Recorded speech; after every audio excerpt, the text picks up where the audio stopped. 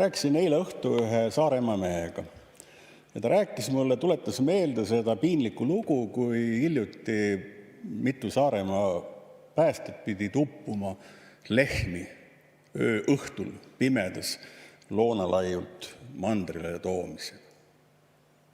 Loonalaid on üks väike laiukene Vilsandi rahvuspargis, kuhu 2015. aastal praegune Eesti Energia juht Hando Sutter lasi oma 7 või 8 lehma tuua.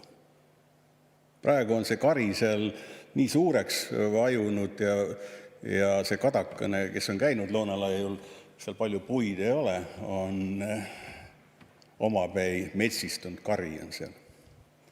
Seal on merikotka pesa oli ka, ainsa puu otsas.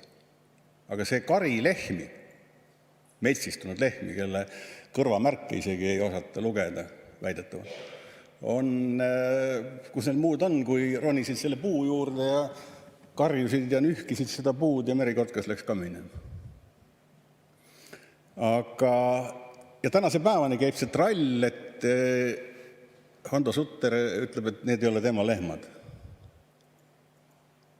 Aga pimedas läksid mehed päästma, paar lehma uppus ja poisid olid seal külmas tund aega või rohkem seal alumiiniumaluse peal ja et eluga pääsesid.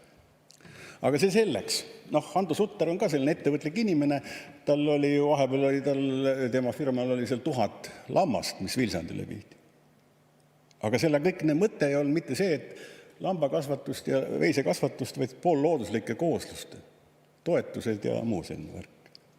Nii et selline, kas ta nüüd rohepesu on, aga selline rohelipp lehvib ja kes teab, siis püüab seda kasutada. See, et pärast mõned mehed võib-olla upuvad külmas meres, laine 2 meetrit ja tuul 15 meetrit kiiruseks. See on selline piinlik võib-olla tagajärg. Aga oluline on see, et need lehmad ei teagi, kellele kuuluvad.